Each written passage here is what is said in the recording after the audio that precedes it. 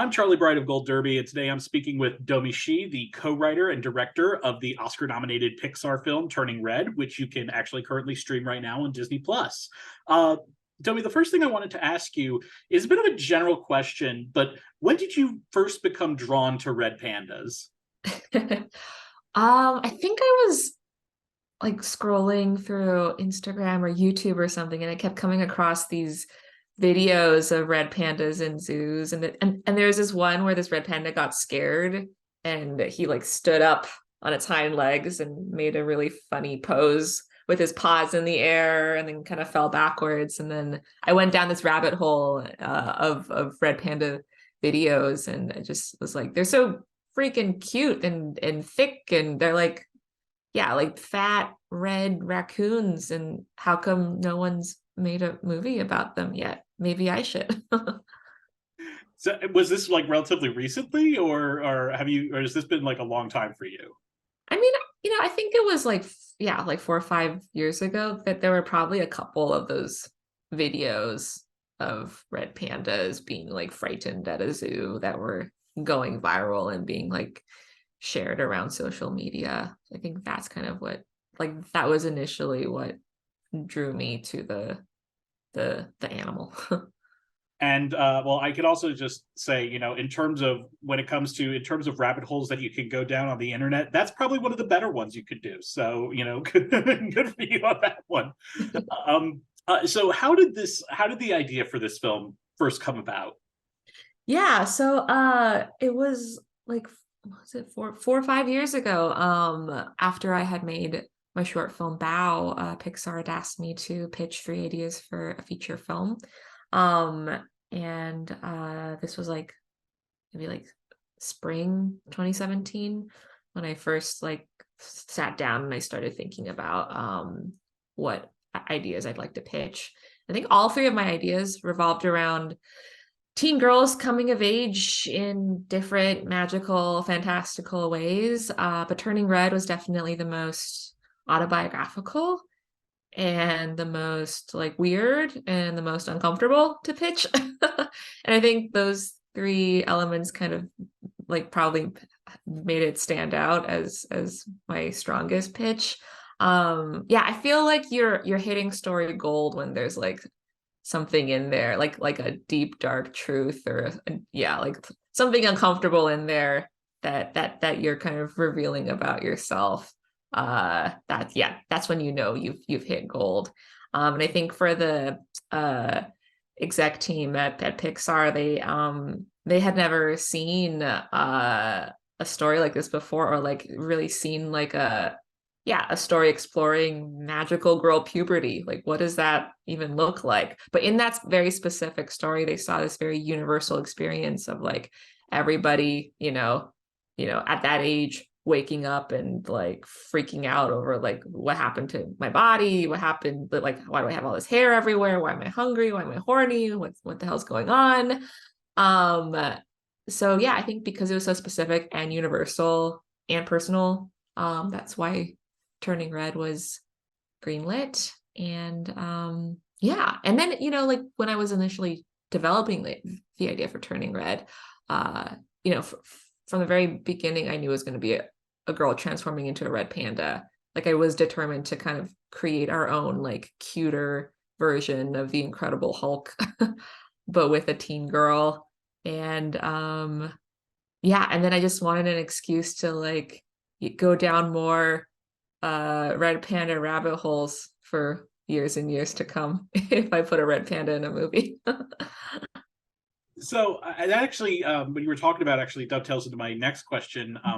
How important was it for you, or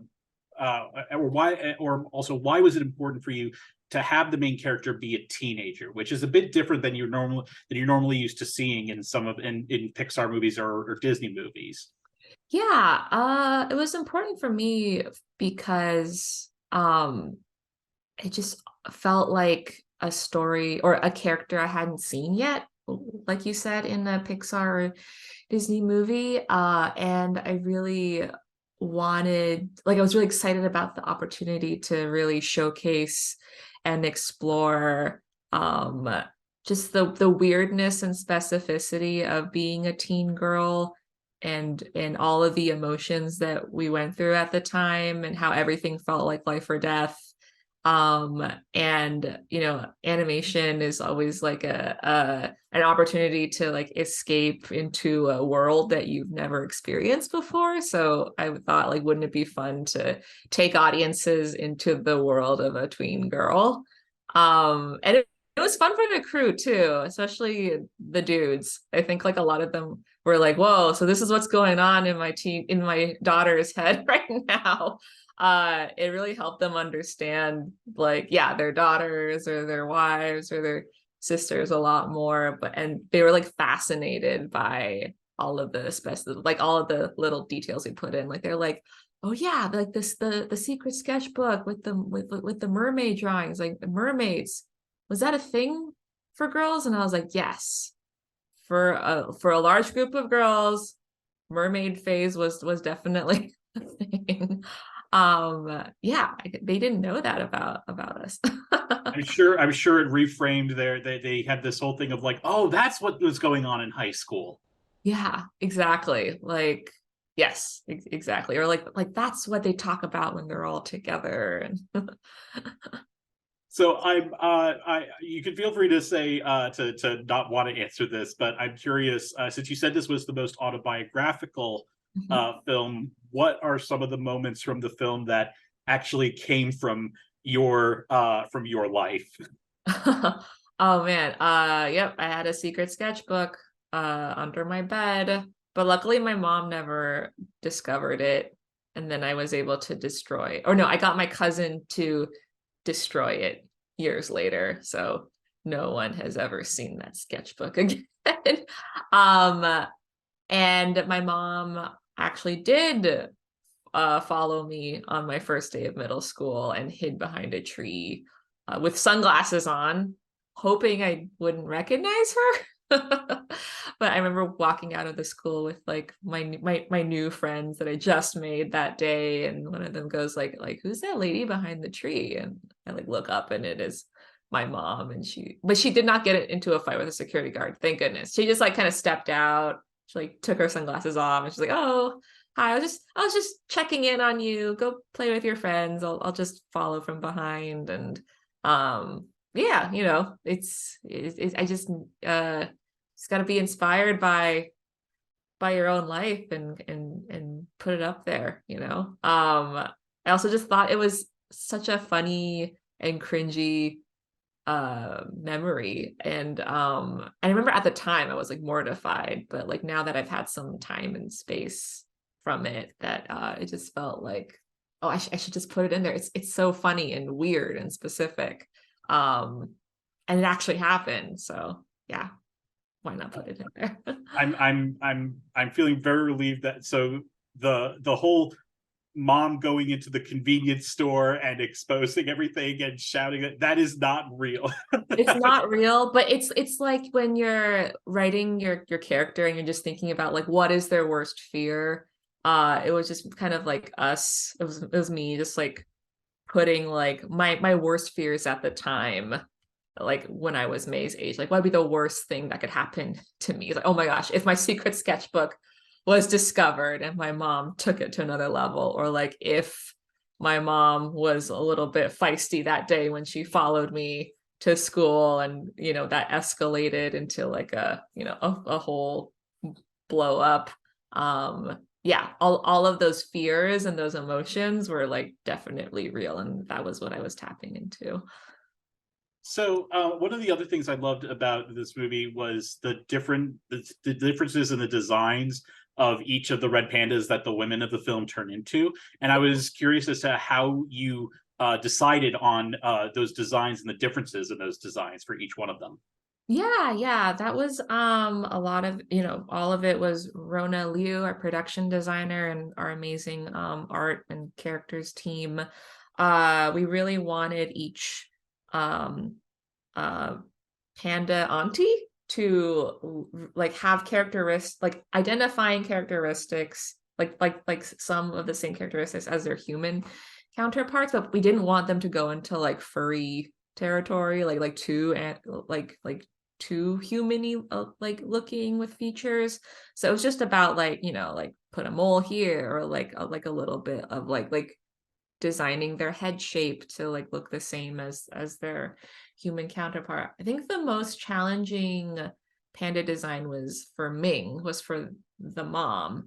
You know, because when she transforms into what we call Mingzilla, for, you know, act 3 at the boy band concert, she actually, like, our initial design for her that we approved was a much scarier looking Mingzilla panda design, and you can kind of see it if you look like if you look through the art book, like you'll see like she has like white eyes, and she looks kind of like scary and demonic, and her hair is roiling, and she really looks scary. But then when we saw that design kind of in the shots interacting with May and all the kids running around, we thought, oh, this is too scary.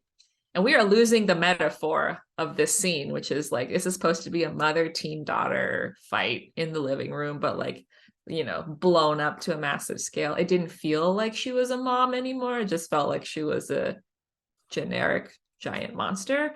So we kind of went back to the drawing board a little bit, and the character and art team like tweaked her design, added that like swoop from her like in her hair that kind of resembled her human hairdo, gave her a mole. And then the animators too, they like gave her mannerisms and like acting poses, and that were very reminiscent of her human self. So we transformed her into more of like the Ming that we know from most of the movie, and that helped.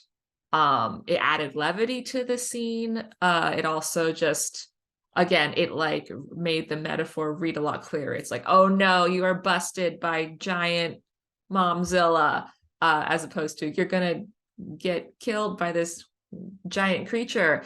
Yeah, and it worked so well. But that was all super last minute. Like that was like after the last screening, after we had approved some shots and animation. We had to go back to the drawing board and like really like tweak her design to look more like human Ming. So I think one of the other great things about this is the incredible voice cast that you have. Mhm. I can't. I'm blanking on the name of the young woman who played Mei Mei, but Rosalie Chang. Rosalie Chang, yes, and Sandra Oh is Ming. How did that casting? How did those casting choices come about? Yeah, we started working with Rosalie pretty early on, when she was 12. And now she's going off to college, which is crazy.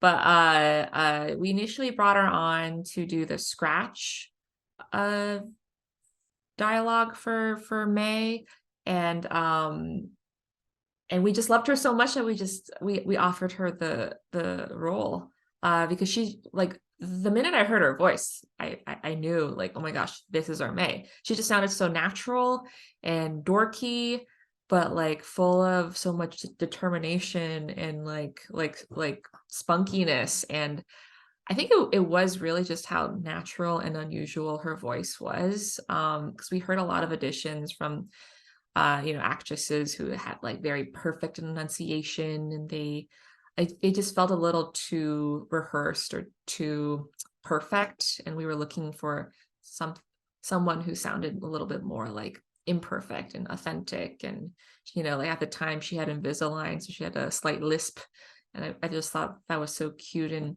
unique, for May. And then for Sandra Oh, you know, I think that was a no-brainer for us.